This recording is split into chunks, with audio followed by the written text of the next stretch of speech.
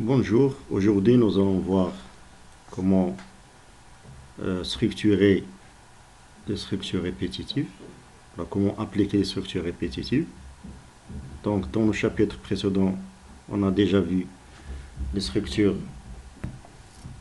alternatives ou sélectives avec la structure si et selon cas, au cas selon, d'accord?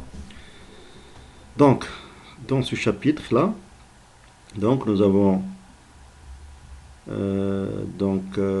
voir c'est quoi les boucles ou les boucles répétitives. Donc, les boucles répétitives servent à répéter en boucle un ensemble d'instructions tant que la condition est vérifiée, c'est-à-dire vraie. Une fois que la condition devient fausse, on sort de la boucle. Et la machine exécute des instructions qui suivent cette boucle. Donc, on a trois structures. On a la structure tant que faire, la première. Donc, la deuxième, c'est pour condition. Et la troisième, répéter. D'accord? Donc, je répète.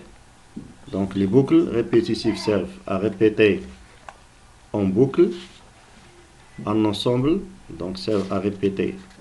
Donc, c'est-à-dire un traitement répétitif. Donc, lorsque, par exemple, je dois afficher mon nom 10 fois. Donc, mon nom 10 fois. Je dois afficher mon nom 10 fois. Comment faire? Donc, je peux tout simplement faire écrire mon nom, écrire mon nom, écrire mon nom. D'accord? Donc, on va voir ça dans Xornal. Donc, je dois lancer un programme. Voilà.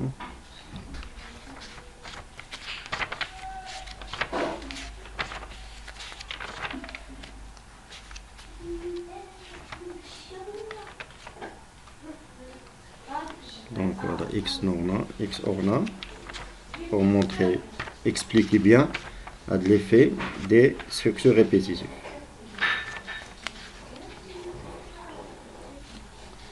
Voilà. Donc,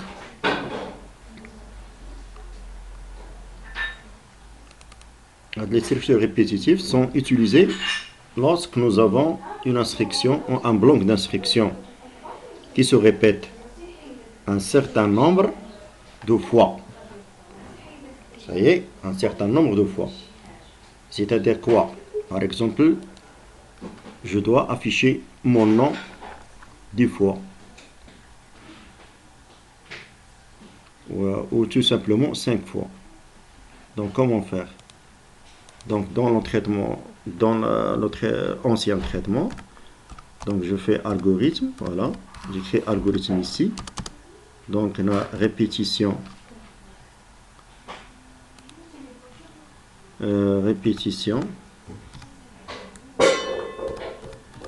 Répétition, non, par exemple, voilà, c'est dans l'objectif de notre algorithme. On va maintenant entrer dans variable.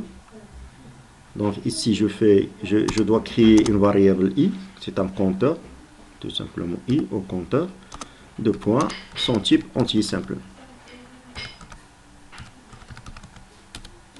Voilà, ici début. Voilà, je dois écrire mon nom 5 fois. Donc écrire, non. Donc Khalid. Ensuite, je répète écrire. Donc combien de fois j'ai Khalid? C'est 5 fois. Voilà. Donc je fais tout simplement copier-coller.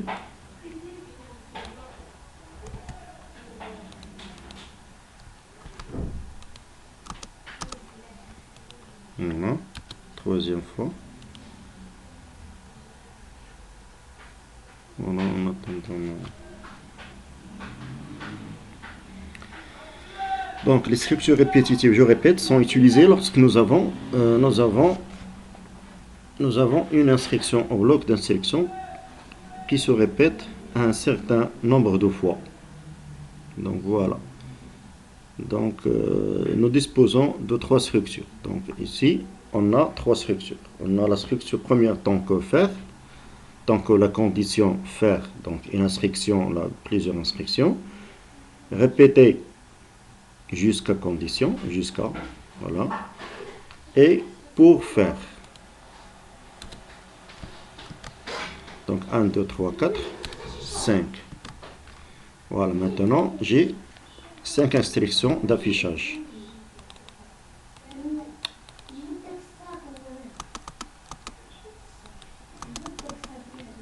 Voilà, je fais fin.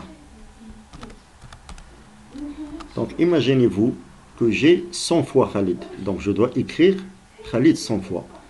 Donc ça, c'est dur. Donc il prend, il nécessite beaucoup d'énergie, beaucoup d'efforts pour faire ça. Donc, mais l'algorithme nous offre une structure qui nous donne un résultat bien précis, un résultat dynamique, d'accord, donc une méthode abrégée pour résoudre le même problème. Donc dans notre sens, donc on utilise ici même algorithme. Donc ici c'est le même nom, tout simplement, c'est le même nom. Donc algorithme, voilà, je tape algorithme, c'est la même. Donc répétition, voilà, répétition nom. Donc, ensuite je déclare variable, voilà, un compteur ici. Donc sur le nom i entier simple. Donc ici j'écris début. Donc ici voilà, donc c'est ça le plus important. Et comment programmer, comment structurer à de la boucle, Donc est-ce que je choisis tant que la répéter ou la pour? Donc ici je connais le nombre de répétitions. J'ai 1, 2, 3, 4, 5. Donc j'ai déjà l'esprit d'idée, donc j'ai 5 fois. Yani Khalid, il se répète 5 fois. D'accord? Donc, est-ce que je dois utiliser tant que répéter pour? Donc, la bonne réponse est pour. Donc, tant que c'est juste, répéter c'est juste, mais pour c'est la boucle appropriée. Donc, c'est la boucle qui nous donne, ou qui nous répète, que répond à ce problème-là. Donc, tout simplement, je structure maintenant la boucle pour, voilà, pour. Je mets ici le compteur i, égal, donc égal. Donc tout simplement, ici l'algorithme, je fais l'affectation. Voilà, égal, tout simplement, je fais égal. 1 à 5. Donc Pascal, en Pascal, for i, 2 points égal, 1 to 5, to 5, 2. Donc il y a faire, donc faire, elle fait quoi? Le traitement, voilà, je fais écrire. Voilà, écrire Khalid. Voilà, et je fais ici 20 pour. Voilà, et je mets ici fin. Voilà, donc c'est le même algorithme. Voilà, donc je choisis je peux choisir l'algorithme qui se situe à droite. Donc c'est l'algorithme qui se situe à droite. C'est ça, je préfère utiliser cet algorithme que cet algorithme. D'accord? Donc imaginez-vous que j'ai Khalid donc 100 fois la 50 fois, tout simplement. Lorsque j'ai Khalid 50 fois, tout simplement, je rectifie ici 1 à 50. J'ajoute un 0. Voilà. Donc l'écran va afficher Khalid 50 fois. Voilà, c'est ça le principe. Voilà, on vérifie ça dans l'AlgoBox.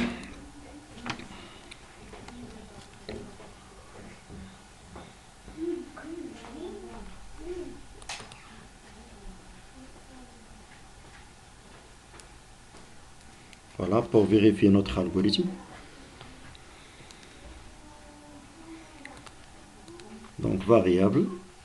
Donc ici j'ai une seule variable i. Donc type nombre, ok. J'ajoute une nouvelle ligne. Donc ici, pas de lecture, donc ça c'est l'affichage. Donc je fais ajouter pour, et pour. Donc paire allant de 1 à 5. Voilà, tu programmes comme ça. Donc vous avez ici donc un net. Donc la variable utilisée pour la boucle champ pour, la variable ne peut être que de type nombre. Voilà, c'est obligatoire. Et la valeur de cette variable est automatiquement augmentée 1 à chaque boucle. Donc les champs allant de A peuvent contenir les nombres ou de variables de type nombre. C'est à l'utilisateur de vérifier que la valeur du champ allant de est bien inférieure à celle de champ A. Le nombre d'itérations possibles est limité à 200 000 pour des raisons de sécurité. Voilà. Donc tu peux répéter un traitement jusqu'à 200 000 traitements. Donc, à raison de quoi? Raison de sécurité, tout simplement. Donc, la zone variable type nombre indique les variables de type nombre, etc. Voilà. Donc, j'ai ici variable, voilà, une seule variable A, donc allons 5 types de variables, voilà, je valide. Maintenant, début pour, fin pour, donc je dois afficher message et j'écrivais Khalid, tout simplement, comme ça. Ajouter un retour à la ligne, ok. Voilà, maintenant je dois tester mon algorithme. Lancer, voilà. Comptez maintenant combien? Khalid 1, 2, 3, 4, 5. Voilà. Quand je me, par exemple, de 1 à, je dois répéter 20 fois Khalid. Donc, je rectifie ici. Je remplace 5 par 20. Voilà. On teste de nouveau. Voilà, regardez. 1, 2, 3, 4, 5, 6, 7, 8, 9, 10, 11, 12, 13, 14, 15, 16, 17, 18, 19, 20. Voilà. Voilà, donc, pardon. Voilà, je peux par exemple faire 3, tout simplement. Voilà, il a affiché 3 fois. Donc j'ai ici, j'ai 5 fois. Voilà. Voilà, donc c'est ça le cours, le fonctionnement de première boucle pour faire. Donc c'est une structure répétitive. D'accord? Voilà, donc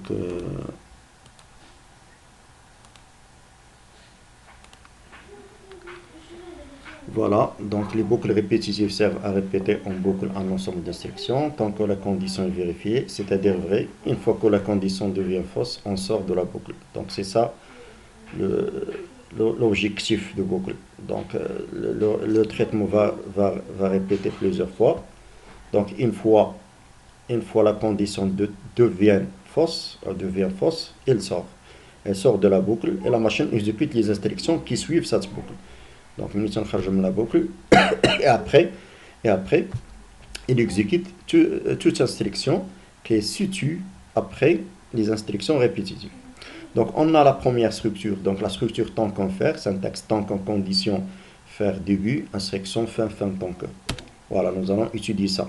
Donc, écrire un algorithme permettant de résoudre une équation du second degré, afficher les solutions. Solution, voilà, on a déjà la solution ici. Donc, algorithme second degré, var, vous avez ici A, B, C, delta réel, ce sont des nombres réels. Donc, début, écrire, saisissez les valeurs A, B, C de l'équation AX au carré plus BX plus C égale à 0.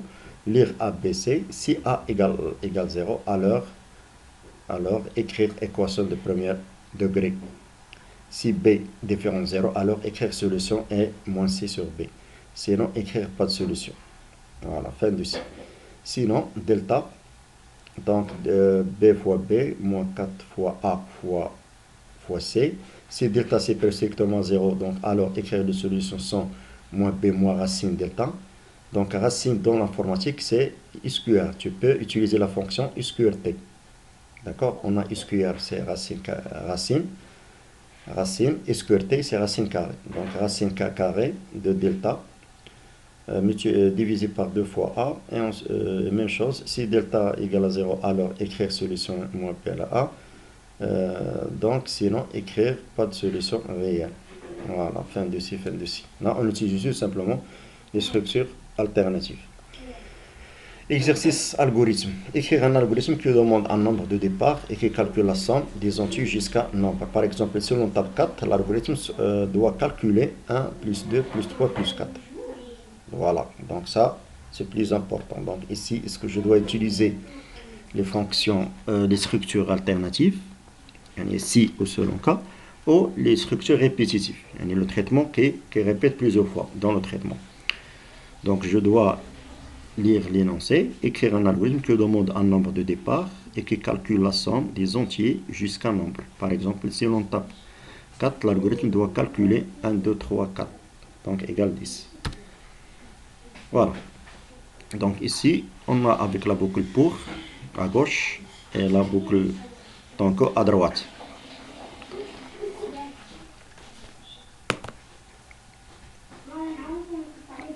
Voilà comment résoudre ce problème-là. Donc c'est facilement.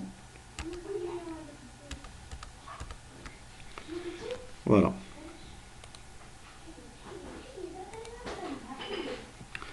Donc écrit ici algorithme. Donc suite. Par exemple numérique. Voilà. Donc j'écris ici la variable pour déclarer variable. Donc ici je pense il y a deux variables, il y a i compteur plus nombre entier. Voilà, donc deux nombres sont entiers simples. La entier tout simplement simple, la entier. Donc les deux cas sont justes. Ensuite on va entrer dans le corps du programme début. Donc début. Donc ici, je dois écrire un message de communication. Écrire, entrer, s'il vous plaît, un nombre entier. Voilà, c'est un message de communication. On communique avec notre programme. Ensuite, je dois programmer ici la structure des lectures, c'est lire. Lire NP. Hein? Donc faites attention ici. Donc tu dois déclarer ici la même variable qu'on a ici. Donc tu as écrit ici NPRE, c'est la même variable. D'accord? Voilà. Donc maintenant, on va faire le test. Pour la boucle, voilà. Pour I égale, pardon. Donc 1 à ce nombre-là. Par exemple, quand je lis 4, je fais la simulation après. Je vous donne le résultat. D'accord? Donc voilà, quand je déclare ici une variable i, voilà, pour i égale 1 un nombre, faire, donc le traitement fait quoi? Donc moi, je lis par exemple 4. Donc le système fait 1, 4, ou le plus 3, ou le 1, plus 2, plus 3, plus 4. D'accord? Donc il fait la somme des nombres qui sont inférieurs au nombre li. D'accord? Donc il prend des valeurs qui sont inférieurs. Ils sont minimum les أصغر من هذاك الرقم اللي قريت في الكلافي à partir du clavier. Voilà, c'est ça le principe. Donc je mets ici accumulation. Donc voilà, donc tout simplement je fais la somme. Donc S reçoit, voilà, S plus, donc S plus I. Voilà, et on incrémente notre, voilà, regardez ici, voilà, on a S reçoit, donc on va déclarer donc une autre variable S, c'est la somme, voilà, la variable où on groupe notre résultat, d'accord? Donc S reçoit S plus I, donc écrire la somme des nombres de 1 à val et S. Donc ici un val, S reçoit S plus I, voilà, c'est juste, voilà, pardon. Ici, je mets fin pour. Voilà, donc je déclare ici une autre variable S. On a un numéro 100 tout simplement. On a 100 SOM. C'est une incrémentation. Il incrémente, d'accord? Donc, je lis 4, 1, 0. Donc, ici, j'ai initialisé 100 à 0. Donc, toujours, il faut initialiser le compteur à 0. Voilà. Donc maintenant somme est 0. Elle entre dans la boucle pour. Il reçoit 1. 0 plus 1 c'est 1. Ici je lis 4. Est-ce que j'arrive à 4? Non, pas encore. Donc il va à la deuxième valeur. 1 plus va y avoir 2. Donc à dire j'arrive 2. 2 plus i. 2 plus, donc on a 1 plus 2. C'est 3. D'accord? Ainsi de suite. Jusqu'à 4. Donc nous sommes un nombre 4. Donc 3 plus 1 c'est 4. 4 à 4, oui. Donc 4 plus 1 c'est 5. Donc 5 à 4, non, elle sort. Donc ici, elle sort parce que 5 c'est un nombre supérieur à un nombre saisi. Voilà. Donc maintenant, je dois afficher le résultat. Voilà, écrire. Voilà, je fais la somme. Voilà, la somme des nombres. La somme des nombres de 1 à valeur. Donc ici, je peux programmer par exemple valeur comme variable. Voilà, ici c'est nombre. Pardon, voilà, c'est nombre. Je fais virgule, voilà, et je fais un message ici. Voilà, et somme. J'ai avec la somme totale. Voilà, pour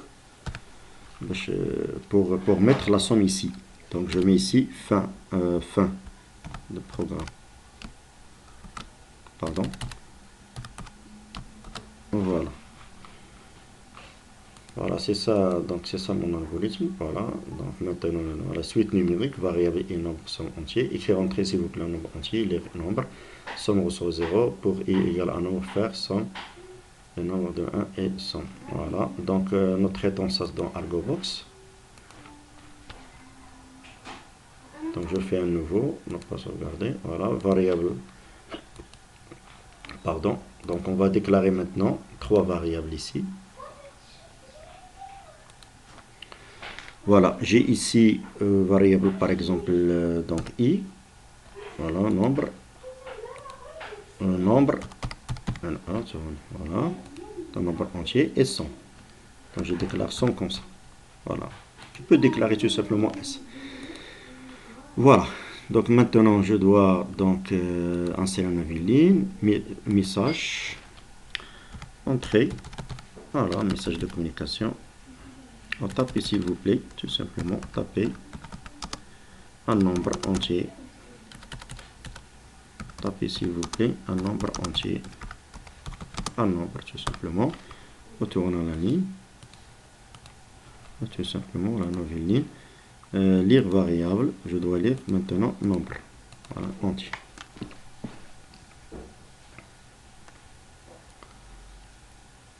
Voilà, le système arrive maintenant ici. Donc je dois insérer une nouvelle ligne. Donc je vais faire le test. Voilà, pour. Donc ici il n'y a pas à répéter. Donc on a pour tant que. Donc je peux utiliser les deux programmes, soit par pour, soit par tant que. Donc i reçoit de 1 à nombre. Donc ici je clique ici A et je clique sur nombre. Voilà. J'écris nombre. Variable de nombre. Ok.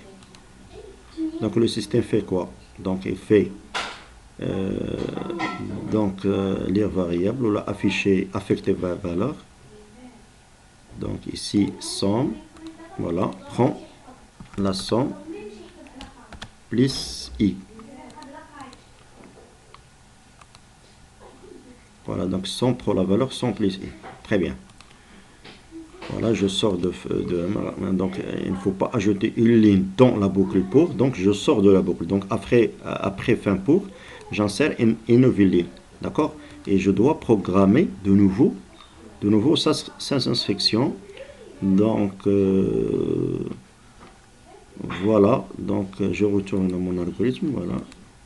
Donc nous sommes sur fin pour. Écrire maintenant, voilà, c'est les sorties, la sélection de sorties. Écrire message. Donc j'écris ici la somme des nombres de 1 à. Voilà, ici j'ajoute, je dois affecter afficher variable. Donc nombre, voilà. L'ensemble de nombre de A à un nombre, voilà. Et voilà, j'insère un nouvel message dans le et. Voilà, espace et, espace, voilà. Ensuite, on va donc continuer notre message et somme. Donc maintenant, je dois afficher variable somme, le résultat total. C'est l'incrémentation. Et puis, je sélectionne ajouter un retour variable. Voilà. Donc on teste ça. Entrée par exemple un nombre, j'en fais 4. Donc le résultat affiché, à votre avis, quel résultat?